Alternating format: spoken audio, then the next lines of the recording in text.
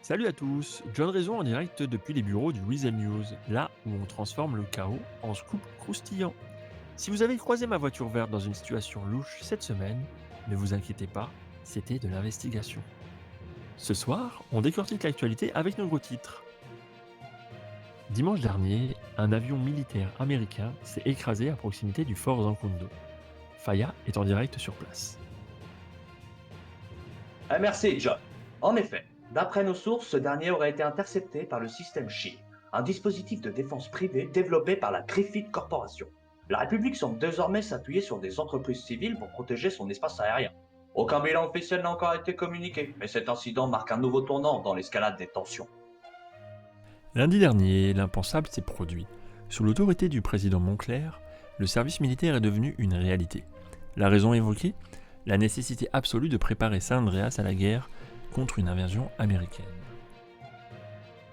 Suite à une réunion d'urgence, le Sénat a prolongé l'état d'urgence de 7 jours. Cette loi renforce la discipline nationale. Désertion, trahison ou aide à l'ennemi sont désormais passibles de lourdes peines, allant jusqu'à la peine de mort. Le président Moncler obtient aussi des pouvoirs exceptionnels, comme le couvre-feu et la restriction des libertés. Le message est clair. L'unité nationale devient une question de survie. Nous sommes ici sur place pour vous informer que des radios étaient disponibles, directement données par l'armée salandrienne. Venez nombreux pour récupérer vos radios si jamais il y a un problème avec vos téléphones. À très vite. Nous allons mettre les pieds dans le plat, ou plutôt dans le piège. Que vous soyez un nouveau venu ou un citoyen guéri, il y a une chose qui ne change pas à San Andreas, le nombre ahurissant de gens prêts à vous dépouiller. Une femme est arrivée au Weasel News.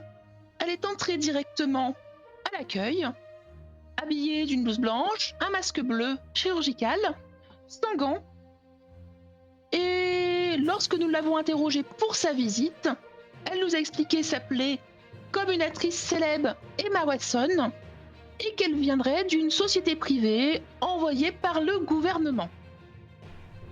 Merci Eugénie. Pendant des semaines, nous avons parlé de la menace. Nous avons interrogé les décrets de guerre de M. Moncler. Mais jeudi, la fiction a rattrapé la réalité. Les attaques ont commencé. Des attaques qui ont semé le chaos et forcé la ville, y compris l'équipe du Weasel News, à abandonner les studios pour les derniers refuges, le bunker. Donc, je rappelle les consignes. Lorsque vous entendez 3 fois de suite la sirène d'alerte, ce n'est plus un exercice.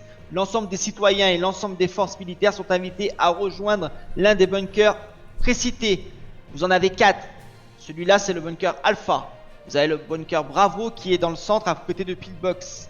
Vous avez le Charlie qui n'est pas encore en fonction. C'est pour ça que vous ne le voyez pas inscrit sur les GPS, mais qui sera au gouvernement. Puis le bunker Delta qui sera au niveau de Grapseed. L'ensemble des lieux de protection est dirigé par l'un des militaires qui est désigné responsable. Vous trouverez à l'intérieur de quoi subvenir à vous. Vendredi, les problèmes ont encore continué. Comme vous le savez, San Andreas subit actuellement une série d'incidents inquiétants. Vendredi, le blocus américain a intercepté un navire salandréen contenant à la fois des armes, des munitions et des véhicules de transport. Tout cela a été confirmé par un birdie de l'US Navy. Quelques jours plus tôt, les États-Unis avaient déjà démontré leur supériorité technologique en piratant les services d'urgence de la Griffith Corporation. Ils ont ainsi diffusé l'hymne américain sur l'ensemble du réseau d'alerte. Malgré l'état d'urgence et les appels à l'unité, une question demeure. San Andreas dispose-t-elle réellement des moyens militaires et technologiques pour résister à une puissance qui frappe à la fois par mer, par air et désormais par cyberattaque? Samedi, l'ancienne gérante de l'Unicorn a eu droit à une soirée commémorative dans son établissement. Même en pleine alerte à l'invasion, San Andreas n'oublie pas ceux qui ont marqué son histoire. Et Weasel News a été au cœur de cette tourmente.